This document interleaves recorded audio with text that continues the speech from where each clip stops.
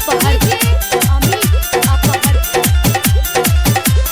अबरी जो बनम में रंग डाल भौजी आ लड़को के सोझा में दबंगी बन भौजी भौजी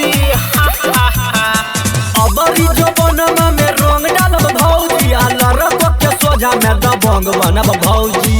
पी के कहब हम आए न टंकी आदमी छिए तैयो बन जाब बंकी। ए भौजी नहीं रहते पिचकारी हमर मुर्दाबाद। अरे हट हट हट तोरा माइक लगाबा दे। भतीजावा के माई जिंदाबाद जिंदाबाद जिंदाबाद। भतीजावा के मौसी जिंदाबाद जिंदाबाद जिंदाबाद। ए भौजी आबू भतीजा तोहर माईयो जिंदाबाद तोहर मौसियो जिंदाबाद। भतीजा तोहर माईयो जिंदाबाद तोहर मौसियो जिंदाबाद।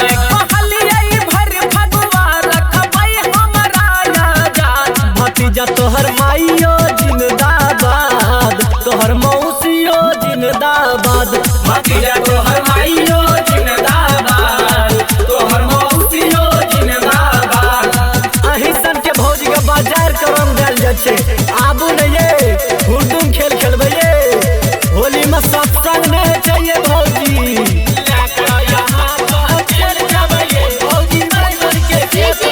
अमित अपहर नहीं खेलब होली करब गंदा गंदा काम ये हमरा अब जाए पड़ता सालियों के गाम ये भौजी एके बेर पिचकारी से डाला दिया।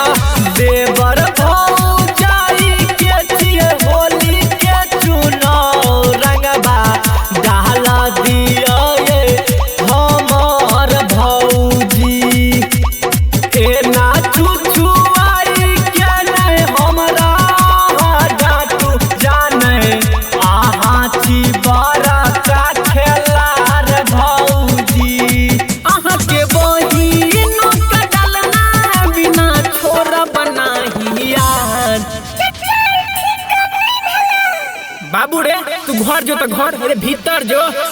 सुनू ये भौजी यहाँ के बताबै छियै नहीं लगाबै लो दबाई। भतीजा तोहर माईयो जिंदाबाद तोहर मौसियो जिंदाबाद। भतीजा तोहर माईयो जिंदाबाद तोहर मौसियो जिंदाबाद। बेशरम नहीं बनाबू हे ये भौजी सुनू ना। अमित अपहर अमित अपहर। बाबुओ के नहीं तब बिगड़ देबे आज ये बेटा वो के सामने इज्जत हत्ता बड़ा बादिए। ये भौजी अरे कनी सटुलिया रंग हवे ता डाली पर आनंद नाही कुछ करी तू तो आहा के सुनु अपराधी भौजी। माऊ का के फायदा कैदा से उठाबू नहीं तो कहरब हम जोहरा जोरिया भौजी।